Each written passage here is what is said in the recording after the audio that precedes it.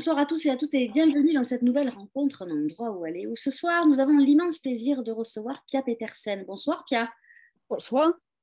Alors, on te reçoit ce soir pour ton dernier roman sorti aux éditions Les Arènes qui s'appelle La vengeance des perroquets, qui est sorti le 25 août dernier. Et ce soir, pour t'interroger, qui d'autre qu'une consoeur, Frédéric de Gelt. Donc voilà, tu as ce privilège-là. Bonsoir Frédéric.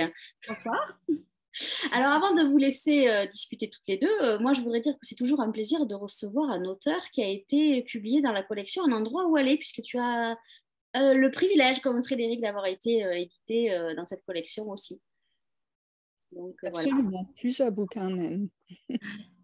Donc, voilà. Donc, je vais rappeler à nos amis lecteurs qui nous regardent qu'ils peuvent te poser des questions par mon intermédiaire. Il suffit d'écrire votre question et moi, je me ferai un petit plaisir de venir te les poser en fin d'entretien. Puis moi aussi, j'aurai quelques petites questions à te poser. Il n'y a pas de raison. Bon, bah écoute, je vais te laisser entre de bonnes mains. Je vais vous laisser discuter et puis je vous dis à tout à l'heure, mesdames. À tout À à tout l'heure. à l'heure. Bon, Pia, bienvenue dans ces rencontres en endroit aller qui fait effectivement, comme Nathalie l'a rappelé, est le nom de la première collection dans laquelle tu as été publiée. Avant toute chose, et avant qu'on t'entende toi, j'aimerais qu'on entende ta voix. Et donc, je vais lire un petit extrait de La vengeance des perroquets. Jusqu'à présent, ils ont refusé de me donner de quoi écrire. Mais hier, le gardien m'a remis un bloc-notes et un crayon. Démerde-toi avec ça. Alors, excusez-moi, je ne peux plus lire parce que j'ai un truc qui s'est affiché. Je vais être obligée de recommencer. Démerde-toi avec ça, il a dit. Je peux désormais t'écrire. Au moins, je peux te parler, même si tu ne m'entends pas. Peut-être qu'un jour, je pourrai faire sortir ce journal qui s'adresse à toi. Je l'espère. C'est ironique, n'est-ce pas? Je n'écris jamais de lettres. Et maintenant qu'on me l'interdit, je n'ai que ça en tête, t'écrire. Je ne pense pas mourir ici. Ils devront bien me libérer un jour ou l'autre. Ils ne peuvent pas me garder enfermée à tout jamais, n'est-ce pas? Ça me fait du bien de te parler, je me sens moins seule. Je t'ai dessiné ma cellule et mon lit, la seule vue dont je dispose. Ne crois pas que ce soit ennuyeux, ça ne l'est pas. J'imagine des histoires, je vis dans un réel superposé. Je crée des ouvertures par mon esprit. J'ai l'esprit quantique. Je crée des fenêtres. J'ai un soupirail et elle est haute, trop haute, mais c'est une ouverture. C'est ma fenêtre et ce que je ne peux pas voir, je l'imagine. Ce que je veux dire, c'est que tu ne dois pas t'inquiéter. Je sortirai et je reviendrai vers toi. On se reverra. J'ai demandé des livres au gardien, mais il a dit pas question, il ne faut pas exagérer. Tu te crois que tu es en vacances, que tu loges à l'hôtel? Chapitre 2. Quand un artiste est considéré comme un terroriste, les poissons se marrent. Figura Street à Highland Park est animé, comme toujours. Des voitures stationnent en double fil, un SDF est adossé à un mur, les yeux fermés. Des Mexicains jouent aux cartes près d'un muret ou font la queue devant l'un des nombreux food trucks de tapas garés le long du trottoir. Un chat assis sur un conteneur poubelle observe le monde, sceptique. Et les bobos entrent et sortent des magasins alternatifs mais chics qui s'installent en transformant le quartier. Je marche le plus vite possible vers le métro. Mon vol est dans 2 heures et je suis en retard. Mon nom est Emma et je suis artiste. Je suis également blanche, j'ai des cheveux frisés, des yeux pairs et je peins des portraits des stars de la Silicon Valley. Dans certains milieux, mon nom évoque la réussite. Les maîtres de la technologie veulent tous un portrait portant ma signature. Je suis française, plus ou moins. Rien n'est encore officiel. Nordique et européenne, je n'ai jamais demandé la nationalité française. Je suis claustrophobe et je ne supporte pas l'idée d'être liée à un seul pays.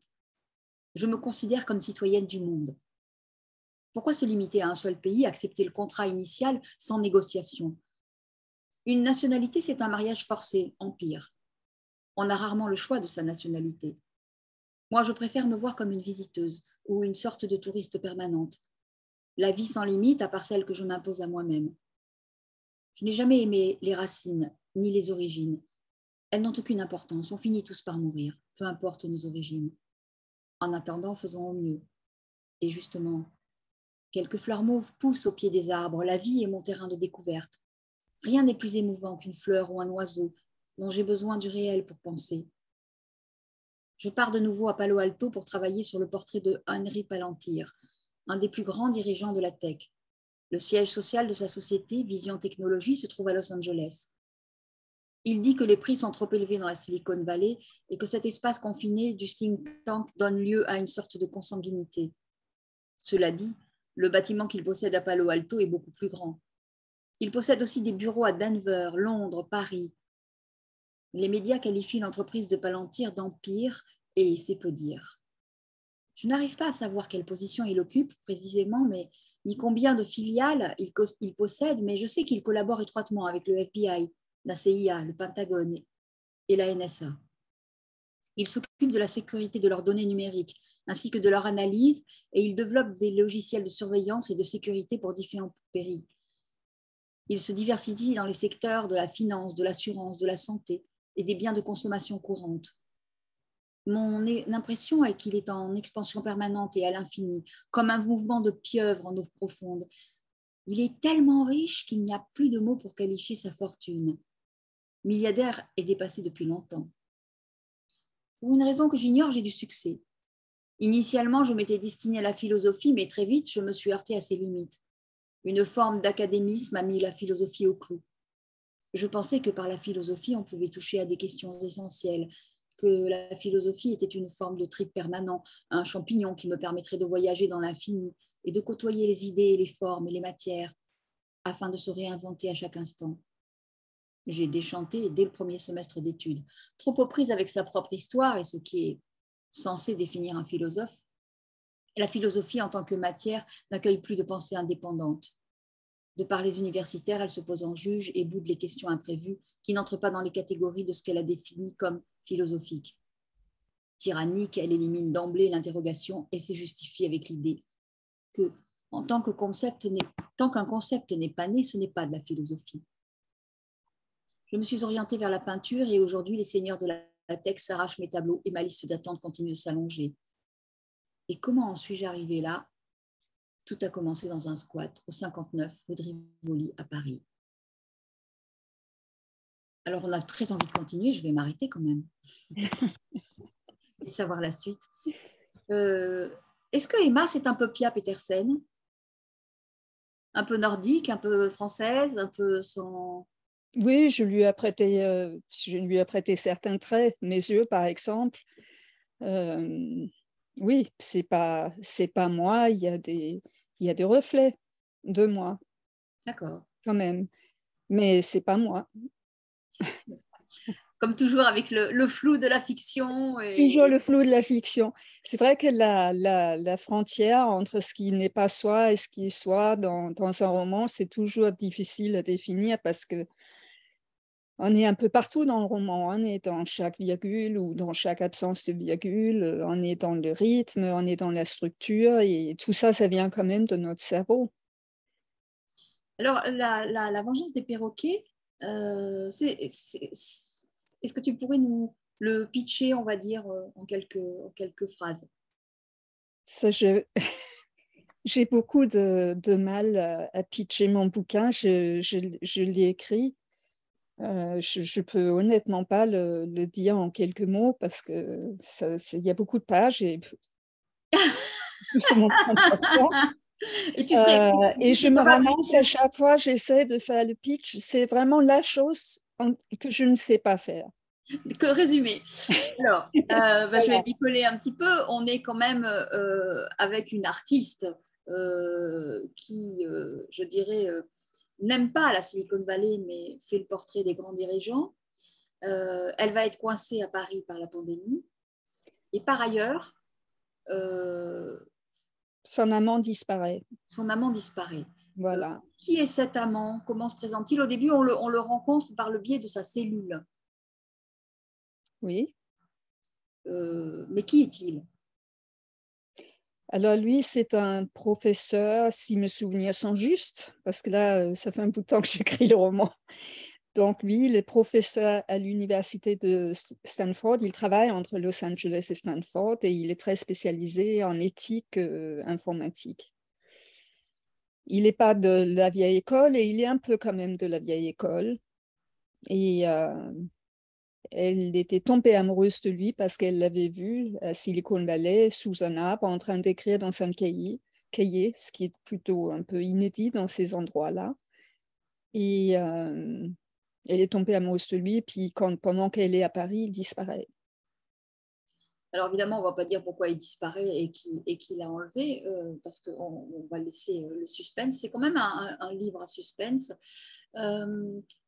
Comment est-ce que tu fonctionnes par rapport à un sujet particulier qui est celui de ton livre, où tu parles quand même des algorithmes, du monde du numérique, enfin de toute la façon dont on est phagocyté, je dirais, par un monde qu'on comprend assez peu. Est-ce que le sujet vient d'abord? Est-ce que ce sont les personnages qui viennent d'abord? Comment ça se passe?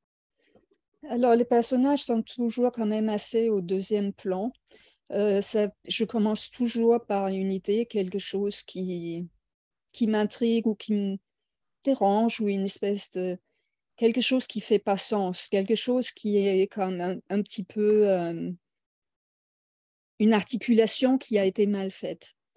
Et c'est une question et je tourne dans ma tête et je réfléchis et je me dis, j'aimerais vraiment comprendre. Chaque fois, c'est quelque chose que je désire comprendre qui est le départ du roman.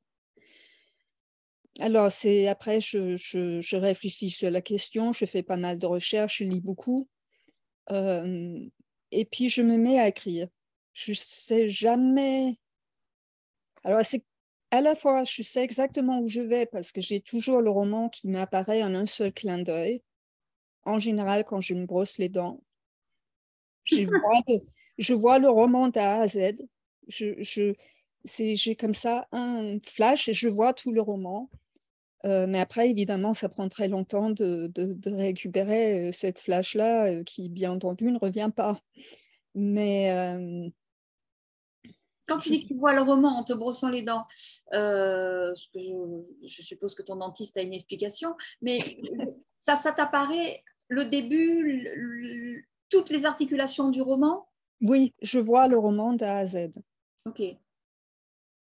Et puis, je me mets à écrire. Mais en fait, je ne sais jamais exactement où je vais. Je n'ai pas de plan, je n'ai pas d'idée de personnage. Il n'y a rien qui est réfléchi. Je découvre le roman au fur et à mesure que je l'écris. Bien sûr, j'ai une idée où je veux que ça se passe. Je me dis, ça serait bien, il se passe à Los Angeles. Ça me permet d'être à Los Angeles et faire des recherches sur place. Alors, je vois toutes les raisons pourquoi ça peut être à Los Angeles ou à San Francisco. Ce roman-là avait la particularité d'avoir été écrit à Los Angeles. Et j'étais supposée aller au Silicon Valley. J'avais trouvé des contacts, etc., pour aller à Silicon Valley et vraiment découvrir. Mais je suis partie en France et je me suis effectivement fait, moi aussi, comme Emma, bloquée par le Covid. Les frontières ont été fermées 2 jours avant mon départ à Los Angeles. Et j'ai dû repatrier le bouquin à Paris. D'accord. Donc, en fait, tout ce que Emma a dit sur son empêchement ou sur la façon dont la pandémie la bloque, c'est aussi ce qu'a vécu Pia. Bah, tout à fait pareil, mais oui, assez, parce que je m'étais tâtée. Je me dis, OK, le bouquin va être publié au mois de septembre. Est-ce que le Covid, on est toujours un peu dedans, on vient d'en sortir, ça peut aussi, j'ai pas envie non plus de heurter les gens. J'ai quand même bien envie qu'on lit mes bouquins. Puis en même temps, je me suis dit que, étant donné qu'il sort au mois de septembre, c'est impossible de pas le placer dans cette situation très étrange qu'on a vécue. Il se trouve en plus que j'avais fait des collages de street art dans la nuit à Paris pendant les confinements. Donc, il y avait quand même des situations que j'ai pu vraiment vivre en temps réel. Mm. Maintenant, les situations, je les ai vécues parce que je les recherchais aussi pour mon roman. Ce n'est pas des choses que j'ai, comme les séances de street art. Je suis vraiment allée là-dedans parce que j'ai allé écrire mon roman aussi. Ça change de vivre véritablement les choses par rapport à ce que tu écris, je veux dire physiquement, avec le corps, avec... bon, elle est peintre. Est-ce que tu t'es mis à faire de la peinture pour savoir où tu te laisses aller dans ce qui vient? Il y a beaucoup de belles pages sur la peinture. Alors la peinture, j'ai essayé une fois de faire une sculpture, même pas une peinture, c'est une catastrophe. La figure est restée sous mon lit longtemps. Il y avait un copain qui l'avait vu et il savait qu'il était sous le lit. Ça le faisait très peur. Il avait absolument l'air horrible, ce statut très maléfique. Et il m'a demandé de le jeter. Ok, belle réussite Ah oui, artistique.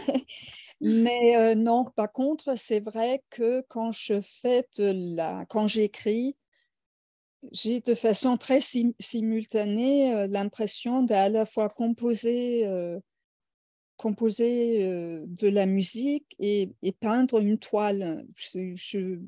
À travers les mots, je m'approprie, entre guillemets, euh, ces manières de faire et la manière d'être avec la main dans la matière. Pour moi, les mots, c'est vraiment une matière et j'ai les mains plongées dedans. Pour moi, les mots, c'est très, très physique. C'est très intéressant. Est-ce que tu penses que c'est parce que tu n'écris pas dans ta langue maternelle ou ça n'a rien à voir? Je pense que oui, je pense que c'est lié, oui, parce que la langue a quelque chose d'impénétrable, de mystérieux aussi, d'étrange, quelque chose qui n'est jamais une évidence. Et chaque mot se révèle un peu à sa manière. Je me rappelle quand le mot matière s'était révélé, j'étais assise en cours de philo et c'était un cours d'épistémologie, mais il parlait de matière et subitement, j'avais vraiment une révélation du mot matière dans toutes ses angles et dans tous ses plis. Et c'était un moment, et puis au moment même où j'ai eu pour ce mot précisément, je me suis mis à réfléchir justement de cette révélation de par les mots pour me rendre compte que beaucoup de mots se révèlent vraiment. Et quand ils se révèlent, les mots deviennent vivants. Ça devient une matière. C'est quelque chose qui a une histoire, qui bouge, presque qui respire. Enfin, pour moi, c'est vraiment quelque chose de à la fois vivant et de très physique. Il n'y a pour moi rien d'abstrait dans les mots. Et en fait, justement, c'est très intéressant. Tu peux nous retracer un petit peu ton parcours parce que tu n'as pas appris le français, enfin, tu es danoise, et donc à quel âge es-tu venue en France et pourquoi as-tu décidé d'écrire dans une langue qui n'était finalement pas la tienne?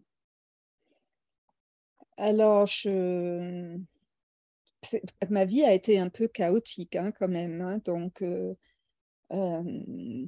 c'est difficile pour moi de faire ça en espèce de ligne de vie. Oui, on n'a que 40 minutes, je sais, mais non, un peu en raccourci, disons, voilà, comment tu as commencé, voilà, à quel âge? Je savais depuis toute petite que j'allais être un écrivain. Ça a toujours été une certitude. C'est peut-être la seule certitude que j'avais dans ma vie, mais vraiment depuis l'âge de 7 ans, ça avait été annoncé de façon très claire et de façon très précise.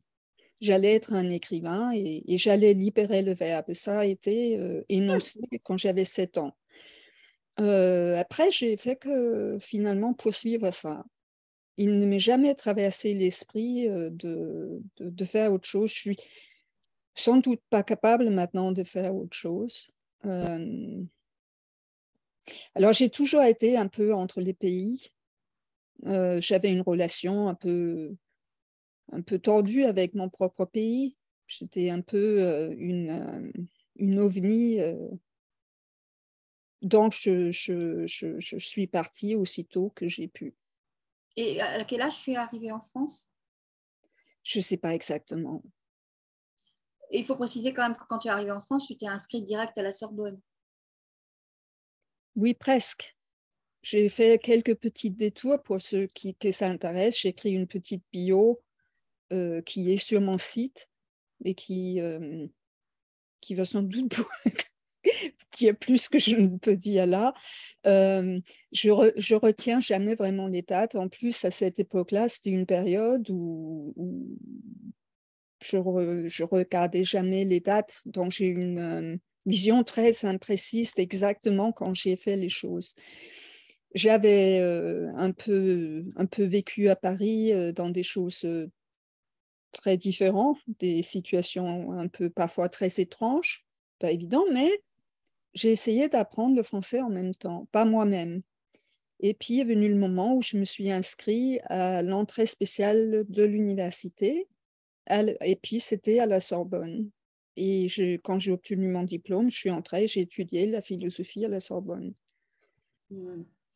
Et par exemple, en quelle année tu as, si c'est possible, si tu te souviens, tu as publié, ton premier livre a été publié, pas chez Actes Sud, je crois. Non, je ne me rappelle plus, en 2000 quelque chose. Je pense qu'il y avait un premier roman dans une maison d'édition dans le sud.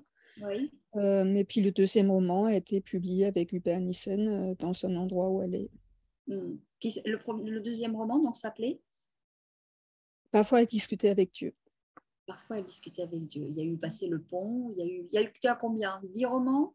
9, 10? 12. 12? Hmm, 12 romans. 12 romans. 12. Hmm.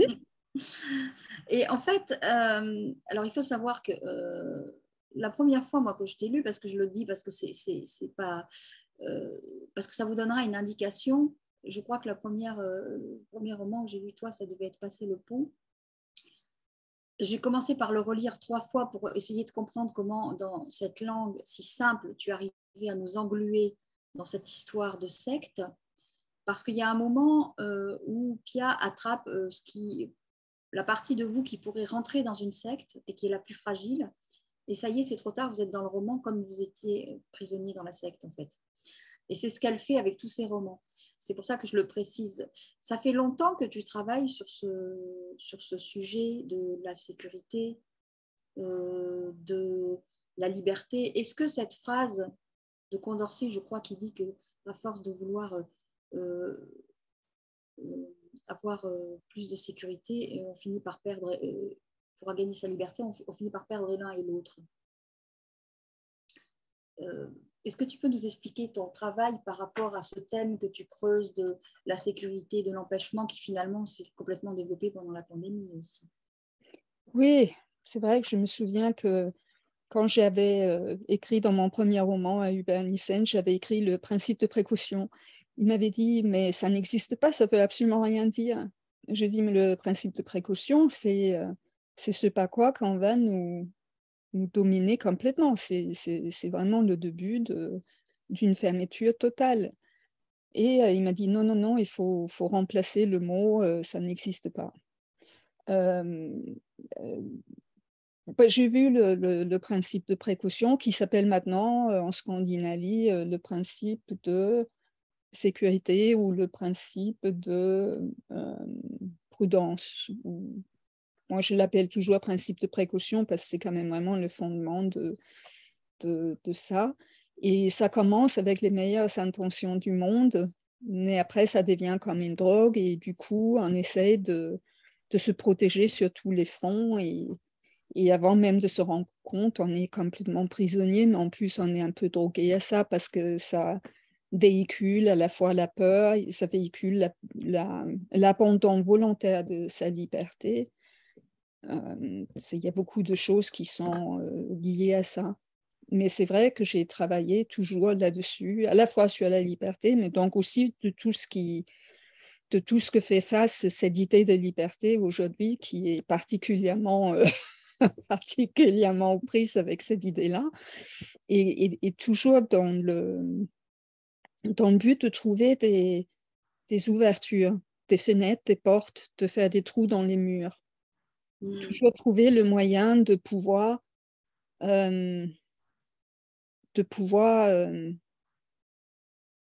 se réapproprier toujours de sa liberté. Est-ce que pour toi, les écrivains sont des garants de cette attention au principe de précaution? Est-ce que ce sont les livres plutôt qui nous alertent sur la façon dont on s'est petit à petit privé de nos libertés individuelles? Ça dépend des auteurs. je pense, de littérature. J'ai écrit un roman sur Dieu qui m'a fait découvrir, mais alors, beaucoup, beaucoup de choses. Et puis, c'est vrai, c'était parti sur l'idée que la Bible, le Talmud, le Coran, ça a fondé la civilisation, ou le monde tel qu'on le connaît et dans lequel on vit. Ça a absolument, toute notre organisation est partie de là.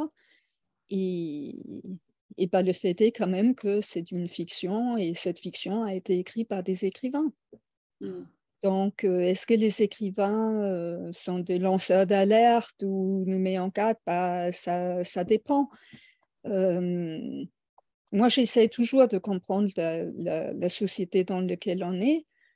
Et donc, j'ai vraiment basé mon travail là-dessus. J'ai un certain talent pour voir ce qui ne va pas, presque un don.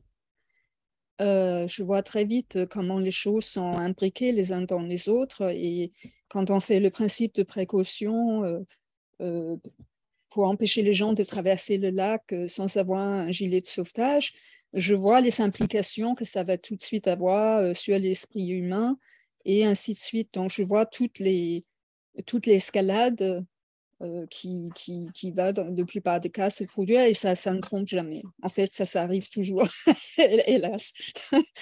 Ouais, ça arrive. Tu défendrais l'idée que tu voudrais qu'on ait le droit de se noyer tranquille, en fait, si on a décidé de ne pas mettre son C'est-à-dire gilet. qu'on ne peut pas se protéger contre la vie, et il y a un moment où se protéger contre la vie, C'est s'empêcher de vivre. ça veut dire de ne plus vivre du tout. Mm.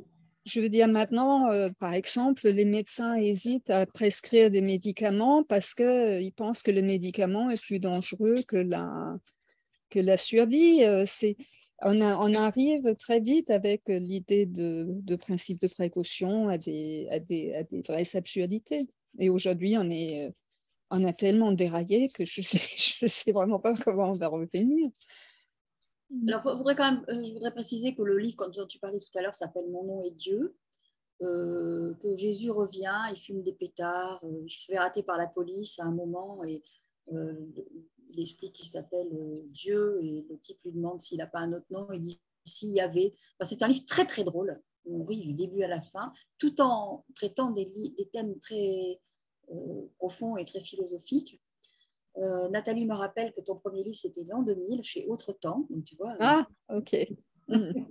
Heureusement qu'on a un rappel, effectivement, de ce premier livre. Qu'est-ce que tu as découvert en rentrant, en rencontrant Hubert Nissen et en entrant chez Actes Sud, en travaillant avec cet homme-là parce que vouloir être écrivain, c'est une chose, mais le devenir, c'est encore autre chose.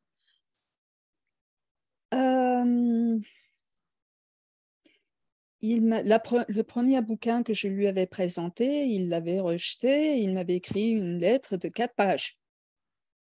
J'étais émerveillée. Non, j'étais épouvantée. Je me suis dit, mais mon Dieu, ma vie est finie. Mais il avait écrit à la fin, je veux lire tout ce que vous avez écrit. Et je suis sûre que je vais vous publier un jour, mais je ne sais pas quand. Et donc, je lui avais envoyé tout ce que j'avais, et je me suis mis à écrire. Comme je me suis dit, ça allait pas être mon éditeur tout de suite, j'ai commencé à écrire une petite histoire à titre d'exercice. Je me demandais comment Philippe Delerme, il avait écrit la petite gorgée de bière, comment il avait pu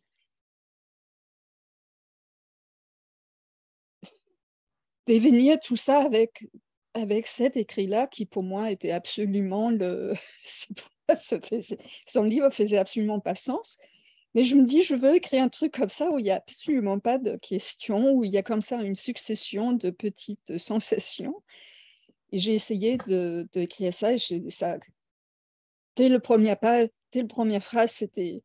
c'était fini. Je n'allais pas faire la petite gorgée de vin. J'ai écrit parfois et discuté avec Dieu. Et puis, je l'avais envoyé une vingtaine de pages à Hubert Nissen qui voulait suivre je voulais voir comment je travaillais. Et en réponse, il m'avait envoyé un contrat et avec un chèque. Alors, Nissan C'est un pensait... bon début de la part d'un éditeur. Très bon début. Nissan, il me demandait souvent pourquoi tu dis pas les choses. Tu dis pas, tu les insinues, tu les murmures, mais tu tournes autour, tu vas pas direct au cœur des choses. Je lui ai dit, mais parce qu'on m'a jamais permis de ma vie de finir une phrase. Et il m'a dit, mais moi, je vais faire en sorte que tu puisses finir des phrases. D'ailleurs, le roman que j'avais publié juste avant La vengeance des perroquets, Paradigma, c'était une phrase que j'avais Rennes aussi, hein. Je ne sais pas si c'est chez les mêmes éditeurs. J'ai tenté de finir cette phrase-là pendant presque 35 ans. Alors évidemment, c'était sur le changement de paradigme en tant que tel, et c'est vrai qu'il y a 30 ans, 35 ans, il y a 20 ans, on en parlait absolument, ça n'existait absolument pas comme sujet. Donc je n'arrêtais pas de me demander de me taire et de parler d'autre chose. Donc pendant 35 ans, j'ai essayé de finir cette phrase-là. Et puis un jour, je me suis dit, maintenant je vais écrire le roman parce que là, il est quand même temps de finir ma phrase. Il faut quand même préciser que dans ce livre-là, on était juste avant les Gilets jaunes et tu as des hordes de gens qui défilent, qui rejoignent Los Angeles, qui sont des SDF et qui sont des gens qui n'ont plus d'espoir et qui se précipitent sur Los Angeles au moment des Oscars. Il y a quand même dans tes livres une dimension de ce qui vient, enfin, quelque chose de médiumnique sur la société. Qui a de quoi alimenter l'envie des gens de ne pas laisser terminer une phrase, je crois. C'est ça qui est très étrange et en fait c'est presque comme un peu une forme de malédiction puisque je arrive toujours avec les sujets trop tôt. Mais comme le sujet n'existe pas, les gens se disent mais elle est complètement folle. Et c'est que après quand on se rend compte, mais là après, bon, chacun a sa fierté aussi. Hein. C'est toujours été un peu comme une malédiction. En plus, je suis pas quelqu'un qui me dit je sais tout.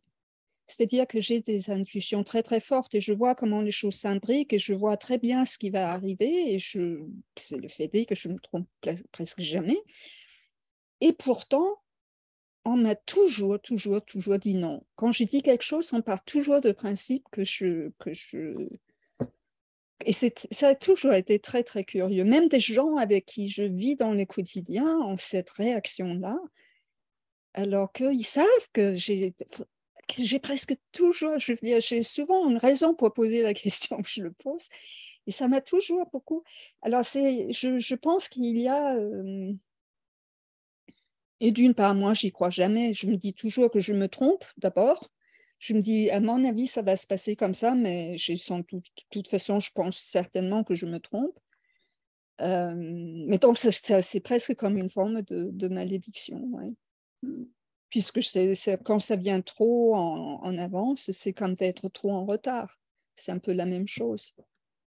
Alors, il y a beaucoup de livres dans lesquels, effectivement, il y a cette dimension médiumnique, mais aussi, chacun de tes livres est un regard sur la société, que ce soit l'argent, que ce soit avec un écrivain vrai, la société du spectacle, puisque dans un écrivain vrai, on voit un écrivain qui écrit avec des caméras, un peu comme dans le loft. D'un coup, est-ce que cette dimension sociétale est quelque chose qui est essentiel quand tu écris? Oui, je m'intéresse, je suis passionnée, j'aime être au plus proche du réel. Alors, quand j'étais petite, j'avais vécu une expérience de mort et je ne sais pas comment, hors du corps, comment on appelle ça. Mais expérience de mort imminente en français. Voilà, de mort imminente. Et j'avais que 4 ans, mais je me vois tout à fait de haut sur la table d'opération. Et j'en étais très, très conscient hein, qu'il m'était arrivé quelque chose quand je suis revenue à moi. Et il y avait, c'était une forme d'être là-haut, à flotter, en quelque sorte, si je peux dire ça comme ça. Il y a quelque chose de tellement abstrait et je vois mon petit corps en bas et ce petit corps représente un peu mon réel. Et je pense que quelque part, je cherche toujours à aller de plein pied dans le réel. En outre, il faut quand même reconnaître que le réel fait très peur, hein. Plus ça va, plus le réel fait peur. Aujourd'hui, le réel est carrément un peu effrayant. Je ne vois pas comment on peut démystifier, peut-être pas démystifier, mais travailler sa peur, dépasser sa peur. Il n'y a qu'une seule manière de dépasser sa peur, c'est d'affronter ce qui fait peur. Et de roman en roman, j'affronte ce réel est d'une certaine manière épouvantable parce que il ne faut pas que ce soit le réel qui dirige tout. Il faut aussi soi-même pouvoir réagir par rapport à ça. Et c'est toujours une question de... Je pense que c'est une réappropriation de soi face à la société. Et là, par exemple, si on prend l'exemple de la vengeance des perroquets, où il y a effectivement tous ces algorithmes, est-ce que tu as mené une enquête précise sur la façon dont tout ça dirige notre vie à notre insu, ou est-ce que tu restes en marge en tant qu'utilisatrice, ou alors est-ce que tu mènes vraiment une enquête pour savoir exactement la dangerosité des algorithmes? Disons que j'ai étudié le sujet et la manière dont ça s'est installé puis propagé dans la société depuis toute jeune.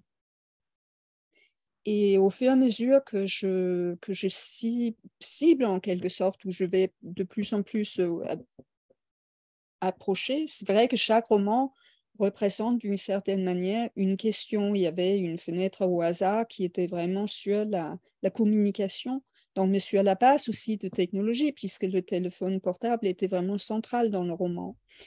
Après, il y a eu effectivement l'argent, le roman sur l'argent, mais là de même, c'est aussi les algorithmes et avec qui ont galopé, que les banques ou le monde économique n'a pas su débrancher, entre guillemets. Ils ne savaient plus gérer finalement les ordinateurs. Et donc, petit à petit, je prends sujet après sujet et ça forme comme un tout à la fin. Presque comme une comédie humaine, mais qui n'est pas liée par les personnages, mais par les situations de société qui sont quand même beaucoup, je dirais, décidées en quelque sorte par notre technologie maintenant et par l'économie aussi.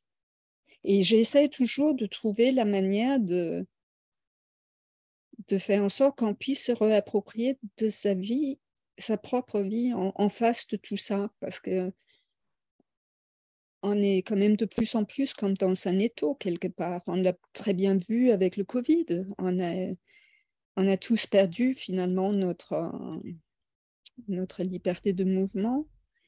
Il y a quand même eu des gouvernements partout sur la planète qui nous a tous enfermés et on a été enfermés. Est-ce que tu dirais que tes romans sont des sortes d'essais romanesques dans lesquels il y a tout le genre romanesque qui est au rendez-vous, mais on est quand même sur le fond dans quelque chose qui ressemble à l'essai? Non, ça ne tiendra jamais la place, jamais d'un essai. Et je pense qu'un essai, c'est éminemment important. Moi, j'aurais pu prendre ce chemin-là. Huper Nissen, il rêvait du jour où j'allais écrire des pamphlets, mais j'avais tenté de lui expliquer, il n'avait jamais totalement compris que je ne peux pas écrire un essai sur les sujets. Si j'avais écrit un essai sur le changement de paradigme, il y a 30 ans, mais on m'a enfermé directement. Enfin, je veux dire, j'aurais été pris pour une mystique ou quelque chose comme ça. Et puis, quand le sujet est presque, quand il y a des angles c'est pas que l'angle est nouveau, mais que l'angle est différent. Quand un angle est réellement différent, on n'est pas habitué, il faut d'abord apprendre à le voir. Donc, il faut un temps et le roman permet de faire beaucoup plus de choses autour d'un sujet ou autour d'une question qu'un essai. Et puis, il faut dire aussi qu'avec le roman, bah, tu as aussi dans le roman une histoire d'amour que tu rajoutes, qui est un peu présente dans tous tes romans. Il y a toujours une belle histoire d'amour qui n'est pas du tout un style feel good, etc., mais vraiment une rencontre avec tout ce que contient l'amour de pathologique au sens Boris Cyrulnik. Le moment le plus pathologique d'un être humain, c'est celui où il est amoureux. Et il y a ça dans tes romans, cette espèce de peur de la relation tout en étant très, très attaché. C'est important pour toi qu'il y ait cette histoire d'amour chaque fois? Oui, absolument. Je ne peux absolument pas concevoir qu'on peut ne pas écrire sur l'amour. Je dis, c'est la chose qui fait que la vie vaut la peine de vivre. C'est le lien social, c'est la proximité avec les autres. C'est la seule chose qui fait que la vie vaut vraiment la peine de vivre. Qu'est-ce qu'on sera s'il n'y avait pas d'amour? L'amour est quand même très impacté maintenant par le modèle économique et technologique, hein. Et je défendrais l'amour du haut de... Bec et ongles. Ah oui, oui, bec et ongles, alors Bon, toujours. Nathalie, alors, les questions. Vous avez mis la barre très haut là, hein. Vous êtes parti très, très loin. Moi, je tiens à dire que c'est par toi, Frédéric, que j'ai connu Pia. C'était en 2013. C'était avec un écrivain vrai. Moi, j'ai envie de dire que c'est pas que le nom d'un titre de roman. Tu es vraiment un vrai écrivain, Pia. Il y a pas à sourciller. Et quand on lit ce dernier roman, parce que c'est vraiment un roman, alors chez les Arènes, on t'a mis dans les polars. Moi, je dirais que c'est la limite, c'est voilà, c'est parfait. Mais en tout cas, on voit bien l'évolution et moi, j'ai pris un plaisir à te lire. Et c'est vrai que ce sujet-là, j'avais beaucoup aimé Dieu là, à Los Angeles. Alors justement, on voudrait rassurer Alain, qui est un auditeur qui nous regarde. Non, Frédéric n'est pas à Miami, ni à Los Angeles. C'est une idée reçue. C'était D'ailleurs, juste pour faire plaisir à Pia, de lui mettre voilà, un petit, puisqu'elle a été coincée pendant si longtemps par la pandémie. Voilà, je voulais Pia, apporter. avant de commencer les questions, il y a des messages. Alors, il y a un message de Philippine qui te dit: Cher Pia, l'univers derrière lequel tu parles est superbe. Bravo. Donc voilà, je transmets.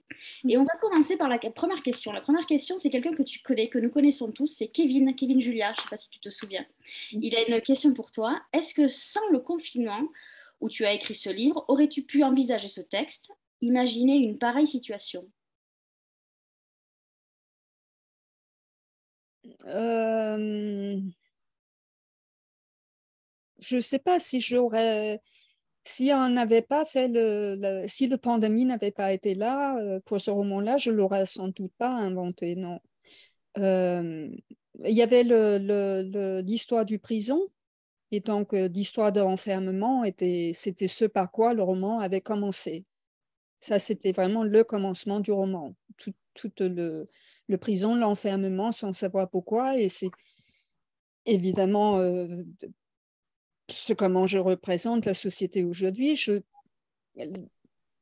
Disons qu'avec il me paraissait évident que quelque chose allait nécessairement arriver puisqu'il y avait eu les alertes, euh, enfin des alertes. Il y a eu quand même, à la fois, il y avait Christine Lagarde qui nous avait mis en garde contre l'impact de robotisme et des algorithmes, mais il y a plusieurs années, dès qu'elle avait commencé à travailler pour la FMI. Et elle avait mis en alerte en disant que les gouvernements devaient travailler d'abord pour réfléchir sur comment ils peuvent affronter ce chômage qui va venir à un moment ou à un autre. Je ne sais pas quand, mais ça va arriver, c'est clair. Et puis, la pandémie, elle a un peu été un coup d'accélérateur là-dessus. Euh, c'est... je ne me rappelle plus la question. La question, c'est savoir si tu aurais pu envisager ce texte. Est-ce que j'aurais pu, en tant que tel, non, je l'aurais pas. Je pense pas que j'aurais travaillé sur l'enfermement, du moins pas comme ça. Comme Ça quoi, s'est vraiment ajouté avec le pandémie quand ça se présentait. du coup, ça a eu du bon d'être enfermé quelque part, Pierre. Sinon, t'aurais pu plus sortir. Oui, mais ça faisait beaucoup d'enfermement, puis on était tous stressés. Ouais. En tout cas, Mais la beaucoup. création, est-ce que vraiment l'enfermement accélère ou stoppe la création, à ton Ah bah, avis? pour moi, cet enfermement-là, pour moi, ça l'a rendu difficile. Dieu merci, j'avais la majeure partie du roman qui avait déjà été écrit, donc j'ai retravaillé dessus, je l'ai déménagé jusqu'à Paris, le roman, etc. Donc c'était une réécriture, un retravail sur le roman, etc., qui par ailleurs était absolument passionnant. J'ai eu plus de temps de faire les recherches et bien aller au cœur de tout ça. Mais non, je n'aurais pas spontanément fait un double enfermement parce qu'il y a un double enfermement dans le bouquin. On a l'impression, quand tu dis je l'ai déménagé sur Paris, qu'il y avait 12 wagons de manuscrits remplis de feuillets. Non, j'ai tout dans mon ordinateur. Donc. Attention, hein, parce que les algorithmes, ça peut jouer des tours. C'est pas moi qui vais te l'apprendre, Pierre. Hein. Ah, Si mais je ça sais. plante, c'est dangereux. Finalement, vous faites un métier de papier-crayon, mais finalement, vous ne l'utilisez jamais. Si Frédéric l'utilise, Pierre, je ne sais pas toi, mais vous prenez un risque parce que si un jour, tu ne fais pas de sauvegarde et que je ne sais pas, c'est Aurel San qui l'a expliqué hier à la télé en disant qu'il avait tous ses textes de chansons dans son ordinateur et son Mac a planté. Impossible d'ouvrir les notes. Du coup, il a tout perdu. Ça te fait pas peur, ça, toi qui as écrit sur les algorithmes, de tout perdre. Pia aime vivre dangereusement, c'est une rebelle. Ça, on le sait. D'abord, j'ai plein de différents trucs pour sauvegarder le cloud et tout le truc. J'envoie toujours les manuscrits par mail quelque part pour être sûr que ça existe quelque part. Et j'écris beaucoup à la main aussi. Et justement, par rapport à ça, vous qui êtes un peu secret, les romancières, quand vous écrivez, vous n'avez pas trop envie qu'on lise ou que quelqu'un lise avant votre éditeur. Tu explores un sujet qui est très intéressant, c'est l'éthique. Dans ton livre, il est question d'éthique et d'algorithme. Est-ce que les deux sont compatibles et comment on peut introduire l'éthique dans ces algorithmes et dans l'univers qui nous gouverne, j'ai envie de dire, l'intelligence artificielle, tout ça. Est-ce que l'éthique à sa place? C'est compliqué, ça? Oui, c'est compliqué. Il y a plein de choses. Alors, je ne suis pas une spécialiste non plus, mais il y a pas mal de choses. Oui, quand même, il y a des gens qui travaillent là-dessus et qui essayent aussi Il y a eu beaucoup de choses sur la reconnaissance faciale, par exemple, où ce n'était pas du tout géré. Il y avait un moment, et je crois que j'avais fait référence, il me semble, dans le roman, les commissariats de police recevaient des ordres de par les algorithmes de faire des descentes dans tel et tel quartier. Et tout ça, c'est des petits repères qui sont inscrits dans les algorithmes. Et quand on a compris que finalement, ça développait une forme de racisme assez musclé, il y a eu quand même tout de suite des groupes de travail qui se sont mis dessus et ils ont arrêté d'utiliser les algorithmes aussi aveuglement dans ces domaines-là. Il y a Simon qui a une question très intéressante. Il demande est-ce qu'un jour, on pourra réduire la littérature à un algorithme? Ah ben non, parce que... Alors non, non. Non, le danger viendra, non, parce que là, il y a déjà, quand on lit les journaux sur Internet, on voit très bien que les articles non signés sont écrits par des algorithmes. Au niveau de compréhension du langage, ça se voit. Il y a toujours le petit quelque chose. Il y a quelque chose de magique et un peu secret dans l'écriture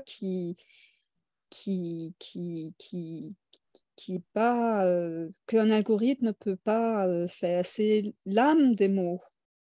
Ça s'apprend pas, ça. D'ailleurs, il peut y avoir un très bon écrivain et un très mauvais écrivain qui vont écrire la même phrase. Vous allez tout de suite voir qui a écrit quoi, même si c'est la même phrase. Non, Avec ce qu'il y a par, avant et après, tu veux par dire. contre, c'est l'être humain qui se développe en robot. C'est pas le robot qui devient humain, c'est l'humain qui devient robot. Ce qui est plus grave, en fait. Ce qui est Ouais. plus grave, ouais. C'est là le vrai enjeu, en fait. C'est l'être humain qui commence à réfléchir et penser comme un robot. Alors, D'où le travail des écrivains là-dessus. Claude se demande est-ce que tu as des univers de prédilection pour ton écriture? Des univers, c'est-à-dire des endroits où j'aime écrire. Oui, oui. Non, plutôt Non, des pas univers. forcément des thématiques. Je pense que c'est plutôt dans ce. Moi, En fait, on en a beaucoup parlé Ouais. de ces thématiques, mais est-ce que tu en as qui arrivent que tu n'as jamais traitées ou est-ce que tu vas continuer à creuser ces thématiques-là, par exemple? La thématique n'est pas nécessairement technologique directement. Mm. Euh, mais c'est vrai que je ne sais pas j'ai une idée des romans à venir. Je vais retravailler sur Dieu, donc mais c'est Ah, pareil, il est connecté aussi sur la technologie d'une manière ou d'une autre. Ça me semble difficile de contourner la technologie aujourd'hui. C'est comme d'écrire un roman où il n'y a pas de voiture. mais est-ce que là, Pia, tu l'écris très bien dans ton roman, tu écris que une œuvre, il y a pas de, c'est pas relié, il y a pas de fil, c'est déconnecté. Donc finalement, il existe encore des choses qui ne sont pas, tu vois, l'art c'est pas connecté et ça a une puissance. Ça Ah véhicule. oui, oui, non, mais tout à fait. Oui, oui, bien sûr, mais c'est vrai que là, euh, la technologie fait partie de notre réel. Donc, de ne pas être en contact avec la technologie, c'est refuser aussi ce qu'est notre réel aujourd'hui. Mm. Maintenant, de roman en roman, chaque roman est assez différent. Là, il y a eu 2 romans qui ont vraiment ciblé, surtout le dernier, qui a vraiment été au cœur de la technologie d'une certaine manière, mais ce n'est pas le seul univers dans lequel je bouge du tout. J'aime bien faire des choses très différentes. Je viens d'écrire une petite nouvelle, mais qui se passe dans une bibliothèque. Donc, ça n'a strictement rien à voir. Il n'y a même pas un téléphone portable. Ah, c'est bien ça. Agathe demande c'est quoi la lucidité de l'art? Et ben, c'est un peu comme l'écriture. Il y a quelque chose. Alors, j'avais déjà écrit un bouquin qui avait vraiment trait à l'art. La lucidité à l'art, c'est d'une certaine Yuri, manière le livre dont tu parles. quand, Yuri. quand il, compose les tableaux avec toutes les différentes matières. Il y a des matières, il y a des formes, il y a des matières très différentes maintenant. Il fut un temps où c'était principalement des différents types de peintures. Maintenant, il y a des tas de choses qui fait partie d'un tableau. Et il y a toute cette manière de combiner les choses différentes, que ce soit couleur, que ce soit des genres, etc. Et à chaque fois, je trouve que ça nous oblige de faire un pas de côté et de s'interroger. Et dès qu'on commence à s'interroger, on s'interroge aussi sur ce qui est en train de venir. Je trouve que j'avais vu à un moment que les artistes avaient commencé à utiliser beaucoup de tissus. Et la manière dont ils combinaient les tissus et dont ils présentaient les tissus à l'intérieur des différentes œuvres, je me suis dit, là, il y a vraiment un truc qui va se faire. Je voyais là comme étant un peu en avance de ce qu'on pensait. Et effectivement, 3 années plus tard, on voit qu'il y a eu toute la vague de mode avec des tissus complètement différents et complètement délirants, des choses qu'on n'aura jamais imaginées il y a 10 ans, par exemple. Donc, c'est la lucidité de là, c'est pas là ne dit pas je sais ceci et cela, mais là évalue aussi en travaillant la société d'une certaine manière. Et donc, la manière dont les matières qu'ils vont utiliser, des gens en dit très long sur aujourd'hui et demain. Agathe demande si tu t'es inspirée de Banksy pour créer le personnage, parce que je ne sais pas si Frédéric l'a dit, mais Emma, elle dessine sur les murs. Et donc voilà, Agathe se demande, est-ce que tu t'es inspirée de Banksy pour ça? Oui, absolument. D'ailleurs, pour tous les street artistes, j'ai quand même étudié pas mal de street artistes et c'est vrai que j'aime énormément le Banksy. Vraiment, j'aime beaucoup ce qu'il fait, j'aime beaucoup, je trouve que c'est éminemment... et puis évidemment, alors le truc de Banksy, c'est vrai que quand on est dans la rue, c'est rapide, c'est-à-dire tout le travail est fait en avance et puis on colle sur le mur et puis ça peut être fait très rapidement et il y a des endroits où il faut aller très très vite. C'est extrêmement politique aussi ce qu'il fait. Donc, et c'est très politique. Pas très étonnant que tu adores. C'est-à-dire que j'aime bien, c'est vrai que je trouve que c'est, comme j'ai dit, c'est important d'arriver à faire des murs et là, de faire ces murs-là. Là, s'expose, et c'est ce que j'aime dans le street art, il s'expose dans la rue, il se donne à voir et c'est très éphémère, des fois ça reste, des fois ça disparaît, mais à chaque fois on est interloqué. Alors, la question sur le street art ne se pose même pas au niveau de la qualité de l'art, mais la force avec laquelle ça va nous obliger à reviser ce à quoi on pense. C'est très littéraire, le street art aussi. Hein. C'est vraiment un art complètement à part, en fait. Et ce qui est rigolo par rapport à ce que je dis tout à l'heure, bon, que là, l'œuvre d'art qui est posée sur un mur n'est pas connectée, mais finalement, elle circule, elle devient virale. Oui, absolument. Ça se sert d'Internet pour faire circuler, parce que effectivement, et tout ça, c'est extrêmement bien construit dans le roman. C'est très paradoxal aussi. Ah, hein. ouais. Il y a l'art qui à la fois se pose sur les murs et qui se donne à voir de la même manière à tous, contrairement à l'Internet, mais en même temps, elle va se servir aussi d'Internet pour pouvoir circuler. Alors, on va te poser la dernière question. C'est est-ce que tu peux nous donner un conseil de lecture, Pierre? Alors, oui, j'en ai plein. J'ai plein de bouquins chez moi. Alors, c'est vrai que j'ai pas mal d'écrivains que j'aime maintenant. Alors, j'ai un écrivain américain que j'aime beaucoup, qui m'a beaucoup appris, beaucoup inspiré aussi, Percival Everett. Il m'a fait une formidable, comment dire, leçon de lecture. Et puis, il y a un jeune écrivain, là français pour le coup, il s'appelle Nicolas Hédier. Il a écrit un très beau bouquin qui s'appelle Nouvelle jeunesse, qui porte sur la jeunesse chinoise avant la pandémie, bien entendu, puisque avant la Chine était en plein ouverture et il se passait énormément de choses en Chine. C'était assez magique. Et donc, il a écrit un très beau livre là-dessus. Il comprend très bien la Chine et du coup, ça démystifie aussi. La Chine fait un peu peur quand on ne connaît pas. Et avec son entrée dedans, on voit complètement autrement la Chine. C'est une très belle introduction en Chine et en l'univers chinois. Je remettrai les deux références en dessous de la vidéo sur notre page Facebook. Moi, je vous conseille vraiment d'aller en librairie, pour ceux qui n'ont pas eu la chance de le lire, pour aller acheter La Vengeance des perroquets qui est sorti aux arènes. Vous pouvez aussi lire les anciens. Alors, tous ne sont plus dispo, mais il y a aussi des bibliothèques pour ça. Je pense que vous pouvez aller en bibliothèque retrouver les anciens livres de Pia. Pia, un grand merci d'avoir été avec nous ce soir, d'avoir répondu aux questions de Frédéric. Nous, avant de te laisser le mot de la fin, nous, on se retrouvera lundi 17 octobre à 19h avec Leïla Bouerefa pour son livre Tu mérites un pays qui est paru chez Alary. Donc Pia, je te laisse conclure l'émission. Merci à vous tous. Ah bah c'est bref. Oui, je sais pas. Bref, efficace.